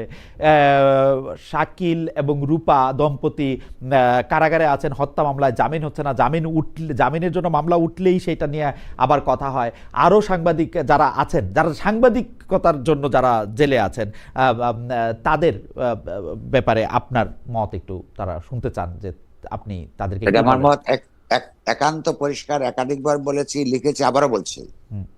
সেটা হচ্ছে যে বাংলাদেশের দলীয় বুদ্ধিজীবিতার কারণ একটা প্রবণতা ধারা তৈরি হবার কারণে বিভিন্ন সময় বিশ্ববিদ্যালয়দের অধ্যাপক থেকে শুরু করে সাংবাদিক পর্যন্ত বিভিন্ন সময় সরকারের সঙ্গে অযাচিতভাবে খামোকাই কিছু সুখ সুবিধার জন্য আপনার দালালি করেছে। কিন্তু আমি মনে করি রাজনৈতিকভাবে দালালি করা একজনের অধিকার, যতক্ষণ না আপনি হইলো খুন খারাপি করছেন। এই যে সাংবাদিকদেরকে নিয়ে গেছে, সেই সাংবাদিকদের বিরুদ্ধে খুনের মামলা আছে, ধরে নিয়ে গেছে। আমরা সরকারের সঙ্গে কথা বলেছি যে তারা যদি দুর্নীতি করে থাকে, তারা যদি হত্যাযজ্ঞের ক্ষেত্রে উস্কানি দিয়ে থাকে, ইনসাইটমেন্ট, এটা ফৌজদারি অপরাধ, এইসব অপরাধে যা যা আছে সেটার জন্য আপনারা সুষ্ঠুভাবে সেইটা ইনভেস্টিগেশনের সাপেক্ষে বিচার করেন। কিন্তু তার খুন করেছে সরকারের লোকেরাও জানে যে এই মিথ্যা মামলা, এই মিথ্যা মামলাগুলি তাদেরকে প্রত্যাহার করার জন্য আমরা বহুবার অভিযোগ জানিয়েছি। ব্যক্তিগতভাবে অর্থাৎ নিউজ পত্রিকার সম্পাদক হিসেবে বলেছি, পত্রিকার সম্পাদক পরিষদের তরফ থেকে বলেছি, সরকার আপনার আমাদেরকে কথা দিয়েছে করবে, কিন্তু সরকার সর্বশেষ বলেছে আমরা প্রকাশ্যে সেই বিষয়ে এই সরকার কোনো ন্যূনতম পদক্ষেপ গ্রহণ করে নাই। আমি আবার এটার প্রতিবাদ করছি, এটার পক্ষে জনমত সংগঠিত করবার প্রয়োজন বলে বোধ করছি। কারণ ফৌজদারি অপরাধ যে করে নাই, একটা লোক কোন সরকারকে নিঃশর্তভাবে সমর্থন করবে কিনা, এটা তার আত্মমর্যাদা বোধের সঙ্গে, তার রাজনৈতিক দর্শনের সঙ্গে জড়িত। সেইটার কারণে তো আপনি মামলা করতে পারেন না।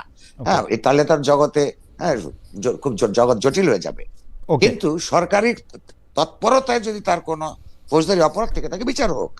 আর এখন যারা হুমকি ধামকি দিচ্ছে, আমি তো আবারও বলছি, একটা জাতিবাদী ফ্যাসিস্ট সংস্কৃতি থেকে এখন একটা ধর্মবাদী রাজনৈতিক আপনার ফ্যাসিবাদী সংস্কৃতির মধ্যে আমরা এসে পড়েছি।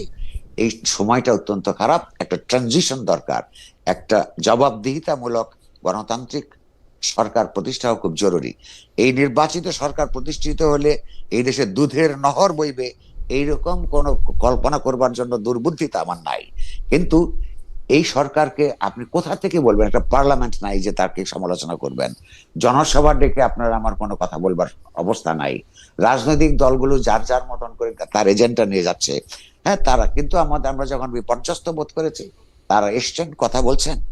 আমি মনে করি যেখানে গণতান্ত্রিক চিন্তার পক্ষে আপনার বৃহত্তর ঐক্য এখানে গড়ে উঠবে, এবং শেষ পর্যন্ত সেটাই একটা দেশের জন্য ভরসা।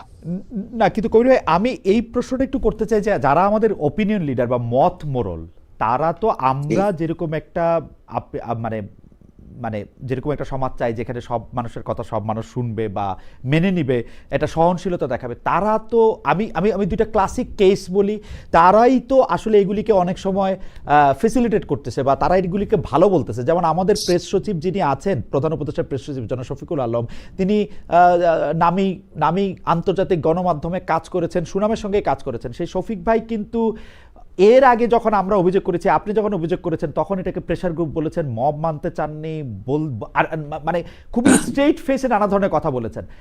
আমি আরেকটা ক্লাসিক কেস, আমার শিক্ষক জনাব আলী রিয়াজ, তাকে আমি শুধু প্রশ্ন করেছিলাম, তাকে ইন্টারভিউর সময় আমি তাকে প্রশ্ন করেছিলাম যে এই জনাব মতিউর রহমান চৌধুরী যে বলছেন এই উপদেষ্টা পরিষদেও তো অনেকে আছেন, তাদের বিরুদ্ধে লিখতে পারতেছি না, সবাই তো আর ভালো না। তো এইটা তখন উনি আমাকে বলেছিলেন আপনি তো তবু এখন প্রশ্নটা করতে পারছেন। তখন আমি বলছিলাম যে এরকম টুকটাক প্রশ্ন তো শেখ হাসিনার সময় অনেকে করছে। তখন উনি বলছে আপনার এই বক্তব্য ফেসিবাদের পক্ষে চলে যাচ্ছে খালেদ। আচ্ছা, এবং দুটো জি, দুইটা ব্যাপার যদি একটু বলেন। জি, আচ্ছা আচ্ছা, এক, প্রধান উপদেষ্টার প্রেস সচিব জি, এ কথা সত্য, আপনি ঠিক মতো তাকে উদ্ধৃত করেছেন। এই যে কত দঙ্গলবাজি যখন হচ্ছিল, এই দঙ্গলবাজদেরকে উনি আপনার প্রেশার গ্রুপ হিসেবে দেখবার জন্য তিনি দেখতেন এবং অন্যদেরকে পরামর্শ দিয়েছেন। বেশি দিন তো হয় নাই তিনি তার ভুল বুঝতে পেরেছেন। আপনি লক্ষ্য করুন, ওই গ্রুপটাই যখন আপনার এই ডেইলি স্টার প্রথম আলো অফিস আগুন দিচ্ছে, ওই রকমের চিন্তার পক্ষের লোকেরাই যখন দিচ্ছে, একেবারে উগ্র ডানপন্থী ধরনের, সেটা তারপর যে উনি যে ফেসবুক পোস্টটা দিয়েছেন কেঁদে কেটে, তার মনে হচ্ছে যে ধরুণী দ্বিধা হও, এটা বলেছেন উনি। বলছেন। তার মানে তার মানে আমি আপনাকে আগে যেটা বললাম, যে মানুষ যখন ভুল করে, ভুল করে বা চিনতে শনাক্ত করতে কোনটা কি প্রবণতা করে, গালি দেয়, কিন্তু সময়ের মধ্য দিয়ে অতিক্রান্ত হলে এবং তার বিশ্লেষণ ক্ষমতা বাড়লে বা অন্যদের বিশ্লেষণ দিয়ে প্রভাবিত হলে, অথবা তার দৃষ্টিমান হয়ে উঠলে, এগুলো একসময় বুঝবে। জগতের চিন্তার বিকাশ প্রক্রিয়া এরকমই ছিল। অন্য কোনো দেশের চেয়ে সুষ্ঠু খুব বেশি ছিল না।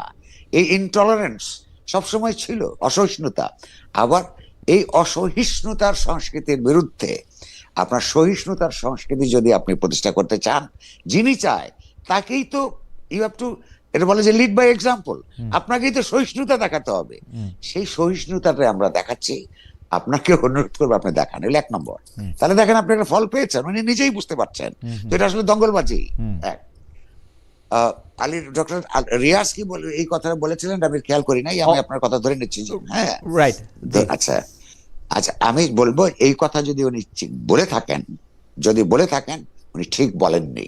কেবলমাত্র প্রশ্ন করার যেমন পরিবেশ লাগে, তেমনি প্রশ্নের উত্তর পাওয়ার, যারা ক্ষমতার মধ্যে থাকে, কর্তৃত্বকে প্রশ্নের উত্তর পাওয়ার অধিকারও থাকে। তা না হলে গণতন্ত্র হয় না। উনি গণতান্ত্রিক সংস্কারের কাজের মধ্যে একটা নিজেকে নিয়োজিত করেছেন। আমি মনে করি এই কথা যদি এইভাবে তিনি বলে থাকেন, এটা ঠিক বলেননি। তাকে ওই যে কি বলে যে কিছু একটা হলে, যেমন আমাকে সেদিন আওয়ামী লীগ বলে গালি দিল না, ওই যে আমার উপর যে আক্রমণ করলো। আচ্ছা, তো প্রশ্নটা হচ্ছে যে এই যে একটা নাম দিয়ে পরিত্যক্ত মানুষ যারা পরিত্যক্ত সরকারের সঙ্গে ট্যাগ লাগিয়ে দিয়ে আপনার এই যে শাস্তিযোগ্য করে তোলবার প্রবণতা হিসেবে এটা ইতিহাসে আপনার থাকবে। ওনার কথাটা, উনি একটা ভুল কথা বলেছেন। হ্যাঁ, আমি মনে করি না তার এটা বলা উচিত ছিল।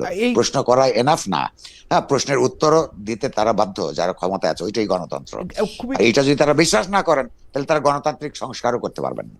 খুবই মানে এটা সাংঘাতিক ব্যাপার। মানে কারো ইন্টারভিউ, সাবেক প্রধানমন্ত্রী শেখ হাসিনার ইন্টারভিউ নিতে চাইছি আমি বাংলাদেশে আসছিলাম কবির ভাই, আমার মাথার উপরে আকাশ ভেঙে পড়লো, এত বড় অপরাধ আমি করছি। তারপরে দেখেন দুইটা জিনিস, তারপরে আমি আরেক জায়গায় গিয়ে বলছি যে কোন সাংবাদিক শেখ হাসিনা ইন্টারভিউ নিতে চাবে না, উনি তো মোস্ট সর্ট আফটার পার্সন এখন ইন্টারভিউ দেওয়ার জন্য।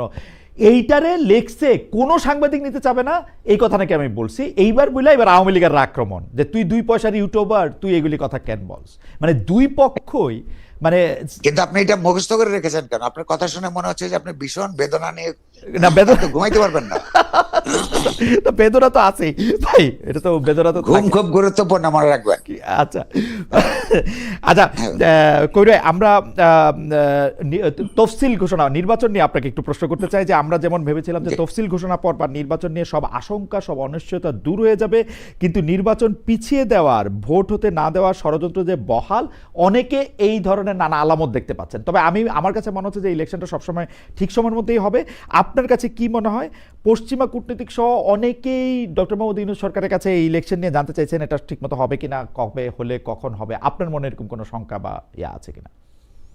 এখনো পর্যন্ত যে পরিস্থিতি আছে বা যতটুকু তথ্য আমার চারিদিক থেকে আছে, সেইগুলি যদি বহাল থাকে, নির্বাচন না হওয়ার কোনো কারণ দেখি না। যদিও আপনি নিজেই বলেছেন, আমি একমত, যে নির্বাচন যাতে না হয় তার জন্য অনেক শক্তি অনেক জায়গা থেকে হ্যাঁ আপনার তৎপর রয়েছে। আমার মনে হয় যে এই শক্তি ক্রমশই দুর্বল হতে থাকবে।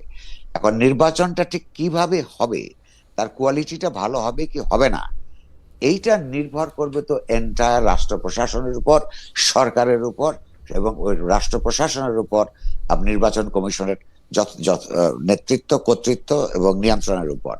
সেইটা আরো কয়েকদিন পরে বোঝা যাবে। তারা তো বক্তৃতা দিচ্ছেন, তাদেরকে ডেকে তুলছেন, হ্যাঁ, সক্রিয় হতে বলছেন, এবং রাজনৈতিক দলগুলোকে কতটুকু সহযোগিতা করে তার উপর।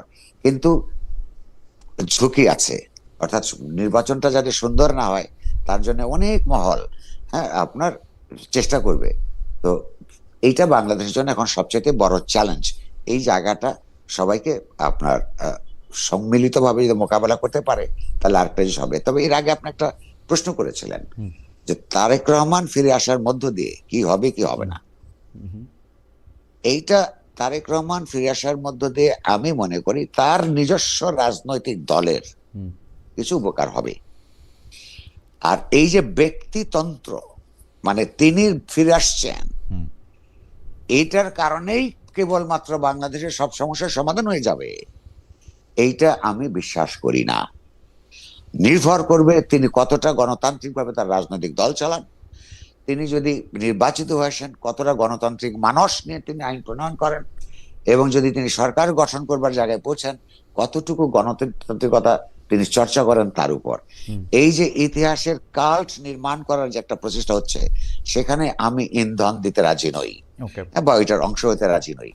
কাল্ট দিয়ে কিছু হয় না। আমার কিন্তু এই বিষয়টা নিয়ে আরেকটা প্রশ্ন ছিল কবির ভাই, নানা রকম বিশ্লেষণে এই সরকারকে সব মানে দুর্বল সরকার মনে হচ্ছে, দুর্বল থেকে তা ওই সরকার আরো দুর্বল হচ্ছে, মানে তার যে গ্রিপ, সেই গ্রিপ আরো আলগা, মুঠি আরো আলগা হচ্ছে।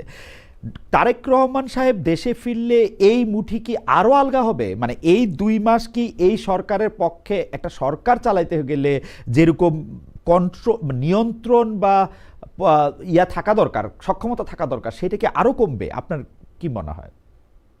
ওই যে আমি আগে বলছিলাম যে এখনো পর্যন্ত উপাদানগুলি মনে আছে, এই উপাদানটা একটু ব্যাখ্যা করি তাহলেই হবে ছোট করে। জি, 3টা শক্তির প্রতীক হিসেবে এখানে উপস্থিত আছেন। সরকারের বা সরকারের দিক থেকে প্রফেসর ইউনূস প্রধান উপদেষ্টা, রাজনৈতিক দলগুলোর তরফ থেকে প্রধানত বিএনপির তারেক রহমান, এবং সশস্ত্র বাহিনীর পক্ষ থেকে সেনা প্রধান। এই 3টা শক্তি এই মুহূর্তে সবচেয়ে গুরুত্বপূর্ণ। এটা তারা কেন গুরুত্বপূর্ণ হওয়া উচিত কিনা সেটার আরেকটা তর্ক। আমি তো এই যে রাষ্ট্র ব্যবস্থাকে অগণতান্ত্রিক মনে করি। এই রাষ্ট্র পার্টি আমি চাই না নতুন গণতান্ত্রিক রাষ্ট্র চাই, সেটা একটা আরেক আলাপ। প্রশ্নটা হচ্ছে যে নির্বাচনের জন্য এই 3টা ফ্যাক্টর যদি এক থাকে তাহলে নির্বাচনটা হবে।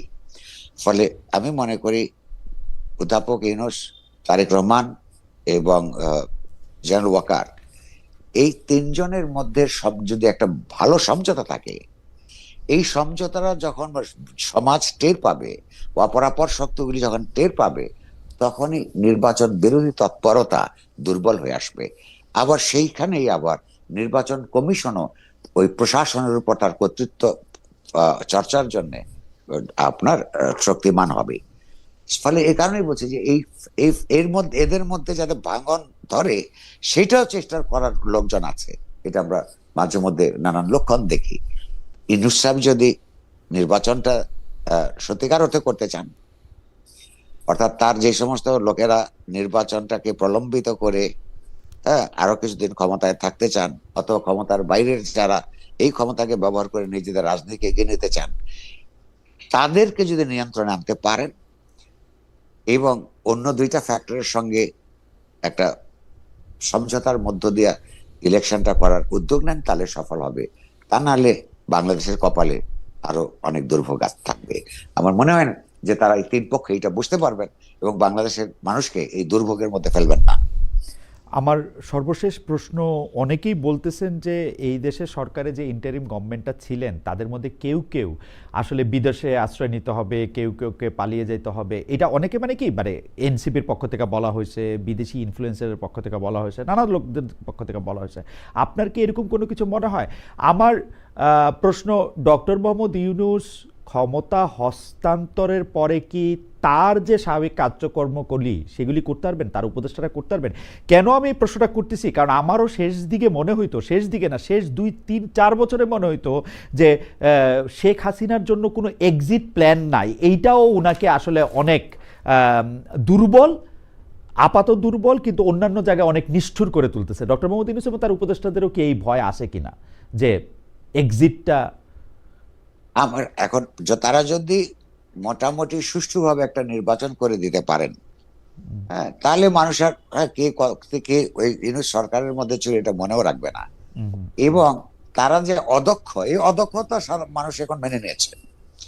কেবলমাত্র অদক্ষতার কারণে হ্যাঁ তাদেরকে কেউ হুমকির মধ্যে ফেলবে আমার মনে হয় না।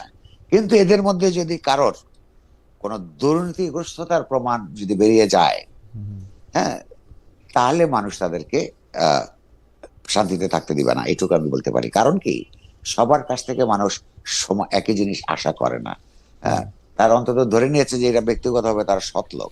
অদক্ষতা থাকতে পারে, অপরিণামদর্শিতা থাকতে পারে, ফলে তাদের অদক্ষতার জন্য মানুষ রেগে তাদেরকে আক্রমণ করবে, এইটা আমি মনে করি না। হ্যাঁ, কিন্তু দুর্নীতিগ্রস্ততার প্রমাণ পেলে মানুষ কিন্তু তাদের ছেড়ে দিবে না।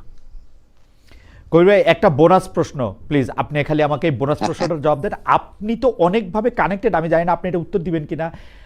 আমরা জানি যে একজন স্বরাষ্ট্র উপদেষ্টা আছেন, আবার স্বরাষ্ট্র মন্ত্রণালয় বিষয়ক একজন বিশেষ সহকারী আছেন, উনার পদমর্যাদাও নাকি মন্ত্রীর সমান। এই ক্ষেত্রে উনাদের দায়িত্ব কি বন্টন করা আছে, মানে উনারা কে কোন কাজটা করবেন, বা মানে মানে এইটা কি আপনার জানা আছে, মানে কে কার বস বা কে কার কি কোন কাজ, মানে কে উপরে কে? এটা পরিষ্কারভাবে বন্টন করা নাই। এবং ওনারা দুইজনই একজন আরেকজনের কাছে রিপোর্ট করেন না, দুইজনই রিপোর্ট করেন প্রধান উপদেষ্টার কাছে। এই দুইজন কে নেওয়ার অর্থ হইল যে প্রথম জনের উপরই প্রধানমন্ত্রীর নিশ্চয়ই আস্থার অভাব। হ্যাঁ, সেইটার কারণে তাদের ভেতরকার টেনশন আছে। হ্যাঁ,